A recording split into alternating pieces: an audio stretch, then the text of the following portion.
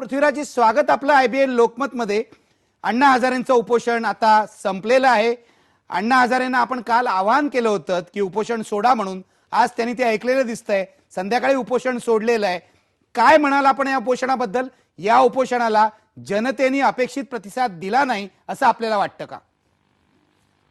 मला त्या वादात जायचं नाही। मला एकच गोष्ट मला सांगावीशी वाटते की अण्णांनी जनलोकपाल विधेयक हे शीतकालीन अधिवेशनामध्ये पारित व्हावं अशा प्रकारची अपेक्षा व्यक्त केली होती। पंतप्रधानांनी ते मान्य केलं, लेखी स्वरूपात त्यांना तसं दिलं आणि त्यामुळं विंटर सेशन म्हणजे जे शीतकालीन अधिवेशन चालू असताना केंद्र सरकारनं ते विधेयक चर्चेला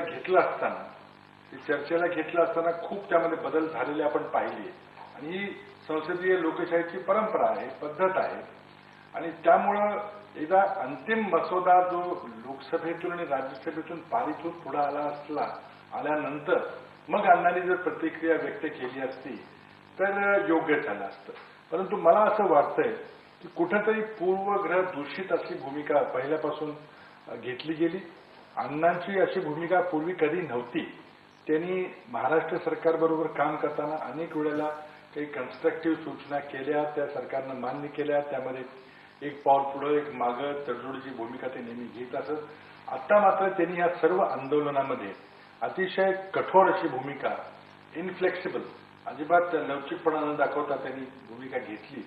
अर्थात त्यांना जे एकंदरीत त्यांची टीम अण्णा म्हणतात किंवा त्यांचे सल्लागार असतील त्यांचा तसा प्रकारचा सल्ला असेल, पण मला सुरुवातीलाच वाटलं की ही जी भूमिका एकदा केंद्र सरकारनं हे विधेयक पारित करण्याचं ठरवलं आणि तो मी स्वतः अण्णांचा एक मोठा विजय मानतो की जी गोष्ट केंद्र सरकारला इच्छा असून देखील 42 वर्ष करता आली नव्हती ते अण्णांच्या प्रेशरमुळे म्हणा, दबावामुळे म्हणा, काही योग्य असेल अयोग्य असेल आपण त्यामध्ये मतभेद असू शकतील, पण त्यांच्या प्रयत्नामुळे आज हे विधेयक पारित होतंय आणि ही फार मोठी उपलब्धी असताना देखील आणि पुन्हा शेवटपर्यंत टोकाची भूमिका घेणं योग्य नव्हतं अशा प्रकारे वक्तव्य मी केलं होतं आणि म्हणून अण्णांना एक महाराष्ट्रामध्ये एक स्थान आहे, एक आदर आहे आणि मला वाटतं त्यांचं जे भांडवल आहे, राजकीय भांडवल जे आहे त्यांनी ते वाया घालवलेलं आहे, व्यर्थ घालवलेलं आहे आणि तरी पण त्यांनी काल मी आवाहन केलं, मला जेव्हा बातम्या कळल्या की त्यांची तब्येत सुरुवातीलाच बरी नव्हती, खरं म्हणजे एक असाही त्यांना सल्ला देण्यात आला होता की त्यांना सर्दी खोकला असल्यामुळं, घसा खराब असल्यामुळं कदाचित हे आंदोलनाचे दिवस या दिवसामध्ये काही करू नये, विधेयक पारित झाल्यानंतर आपण निर्णय घ्यावा, तोपर्यंत अण्णांची तब्येतही बरी होईल, पण कसाच त्यांनी निर्णय घेतला मला माहिती नाही। अर्थात मला वाटतं मला त्या वादात जायचं नाही किती लोक होते आणि का आले नाहीत आणि काय केलं नाही। मला एकच सांगायचं की नुकत्याच महाराष्ट्रामध्ये ज्या नगरपालिकेच्या निवडणुका झाल्या त्यामध्ये कुठेही अशा प्रकारच्या अण्णांचा काही प्रभाव मला दिसला नाही। अर्थात भ्रष्टाचार मुक्त राज्यव्यवस्था झाली पाहिजे हे सर्वांचंच मत आहे, अगदी पंतप्रधानापासून अगदी मी असेल सर्वांचंच मत आहे। हे करणं आपल्याकडे जी यंत्रणा आज उभी आहे ती काही पर्याप्त नाही याबद्दलही काही दुमत नाही। त्याबद्दल केंद्र सरकारनं अलीकडे काही पावलं टाकून काही नवीन विधेयक पारित करायचं चाललेलं आहे। त्यामुळे एकंदरीत माझं मत असं आहे की ही स्ट्रॅटेजी अण्णांची चुकली, त्याची आता बरोबर आहे सर, तुम्ही म्हणताय अण्णांची स्ट्रॅटेजी चुकली असं सर तुम्ही म्हणताय।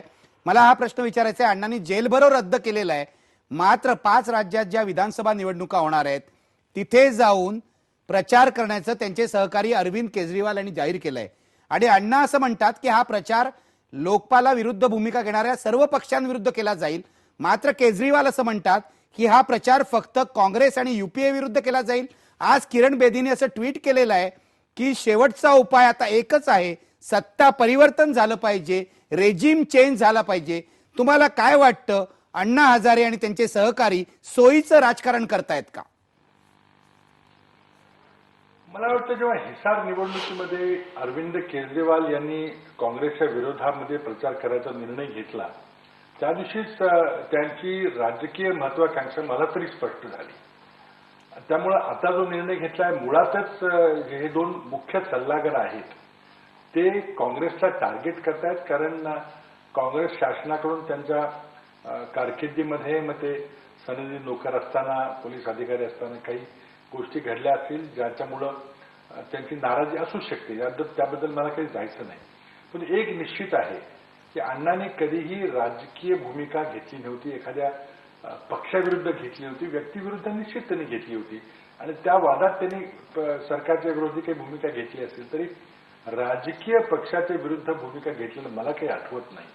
परंतु अरविंद केजरीवाल यांनी हिसारच्या निवडणुकीमध्ये जे काही केलं किंवा आता त्यांनी काही जी घोषणा केली की मी काँग्रेसला टार्गेट करणार, यामध्ये कुठेतरी काहीतरी त्यांची राजकीय महत्वाकांक्षा किंवा राजकीय अजेंडा आहे असं मला स्पष्ट वाटतं.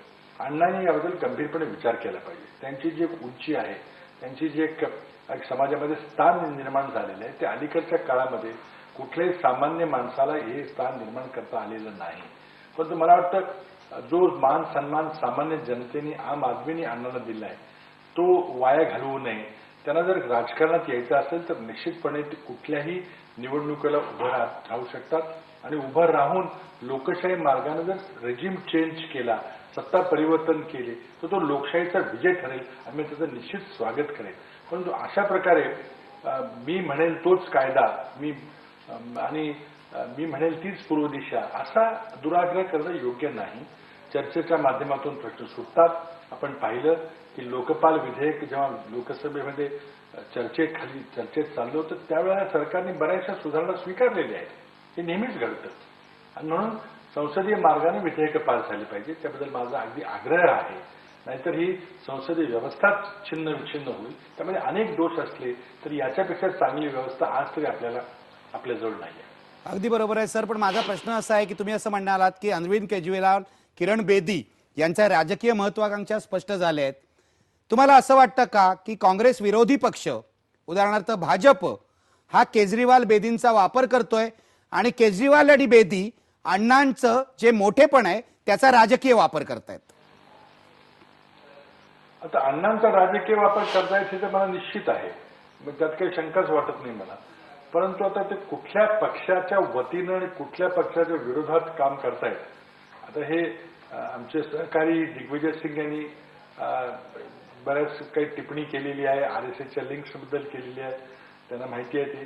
मी ते करणार नाही. मी एवढंच सांगू इच्छितो की त्यांनी आता जे काही वक्तव्य केलेलं आहे की काँग्रेसला मी टार्गेट करणार, काँग्रेसच्या विरोधात प्रचार करणार, ही एक राजकीय भूमिका आहे.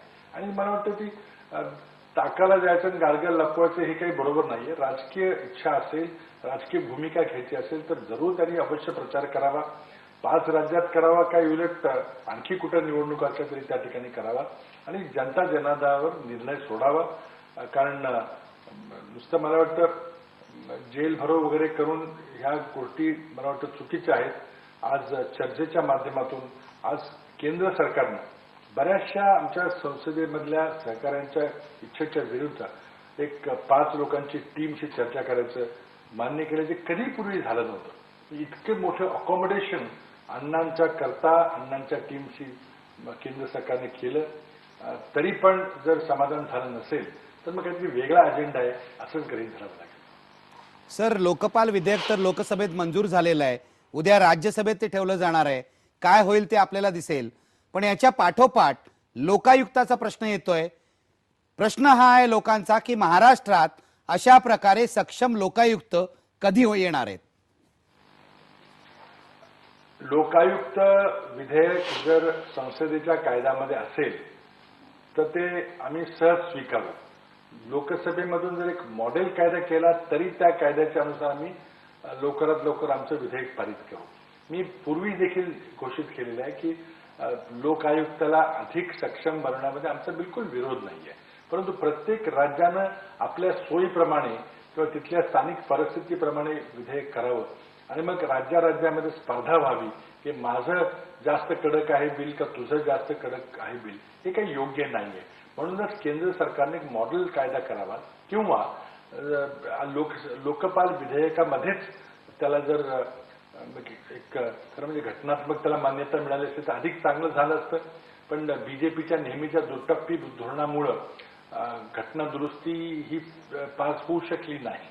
जरी घटना दुरुस्ती होऊ शकली नाही तरी पण कायद्याच्या स्वरूपामध्ये लोकायुक्ताचा कायदा दिल्लीला करता येतो. तसा झाला तर तो आपोआप आम्हाला लागू होईल. आम्ही निश्चित तो कायदा स्वीकारू. कारण जर केंद्राने कायदा केला तर तो राज्यांना मान्य करायचा का नाही हा अधिकार असतो. राज्य सरकार एक चांगला जर सक्षम कायदा युपीए सरकारनं केला तर तो निश्चित आम्ही स्वीकारू. सर, माझा शेवटचा प्रश्न, स्वच्छ प्रतिमेचे मुख्यमंत्री म्हणून तुम्ही ओळखले जाता, ती प्रतिमा अजूनही तुम्ही जपलेली आहे, भ्रष्टाचाराला तुमचाही विरोध आहे, दुसरीकडे अण्णा हजारे भ्रष्टाचाराविरोधात उभे राहिलेले आहेत. पुढे त्यांनी काय करावं याबाबत तुम्ही त्यांना काय सुचवाल? कशा प्रकारे त्यांच्या आंदोलनाची दिशा राहिली पाहिजे असं तुम्हाला वाटतं? मी सुरुवातीला सांगितलं की जर लोकपाल विधेयक उद्या राज्यसभेमध्ये पास झालं, मला खात्री आहे की पास होईल, तर जी गोष्ट आम्हाला 42 वर्ष 43 वर्ष करता आली नव्हती त्या अण्णांच्या प्रयत्नामुळे आंदोलनामुळे शक्य झालेली आहे. आणि त्यामुळे इंग्रजीमध्ये एक म्हण आहे की sometimes best can be the enemy of good. आपण जर चांगलं काहीतरी घडतंय त्याला पाठिंबा दिला पाहिजे, पण मी म्हणेन तेच केलं पाहिजे म्हणणं हा एक दुराग्रह आहे. कारण शेवटी संसदेचा कायदा हा संसदेच्या सर्व घटक पक्षांना राजकीय पक्षांना विचारात घेऊन तिचा तडजोड घेऊन जे शक्य आहे ते करण्याचा प्रयत्न केलेला आहे. शेवटी politics is an art of the possible. एक आपल्या ठिकाणी छिन्न विच्छिन्न तिथं निकाल लागलेला आहे, दिल्लीमध्ये लागलेला आहे, आपल्याकडे लागलेला आहे. त्यामुळे जे काही शक्य होईल सगळ्यांना विश्वासात घेऊन जे प्रत्येकाला परवडेल, जे प्रत्येकाला मान्य होईल अशा प्रकारचा तो कॉमन निर्णय घ्यायचा असतो. त्यामुळे तो अशाच प्रकारे असला पाहिजे किंवा जनता रस्त्यावरच हे ठरवेल असं एक म्हटलं तर त्याला एक स्वरूप वेगळ्या पद्धतीचं स्वरूप येईल आणि ही लोकशाही डेमोक्रेसी राहणार नाही, मॉबॉक्रेसी राहील. सर, धन्यवाद या सगळ्या विश्लेषणाबद्दल. अण्णांनी आपल्या आव्हानाला प्रतिसाद देऊन आज उपोषण मागे घेतलंय, यामध्ये आपलाही हातभार आहे. IBN लोकमतशी बोलल्याबद्दल खूप खूप आभार. त्याबद्दल मी त्यांचे धन्यवाद व्यक्त करतो. मी काल त्यांना आवाहन केलं आणि त्यांनी आज उपोषण सोडलं, त्याबद्दल अण्णांचे मी धन्यवाद व्यक्त करतो. त्यांनी आणखी या प्रकारे समाजकारण राजकारण करत राहावं. प्रत्यक्ष अप्रत्यक्ष राजकारणात आले तरी चालेल, परंतु समाजाचे प्रश्न उठवले पाहिजेत आणि त्याबद्दल मी त्यांना धन्यवाद देतो की त्यांनी हे उपोषण सोडलं.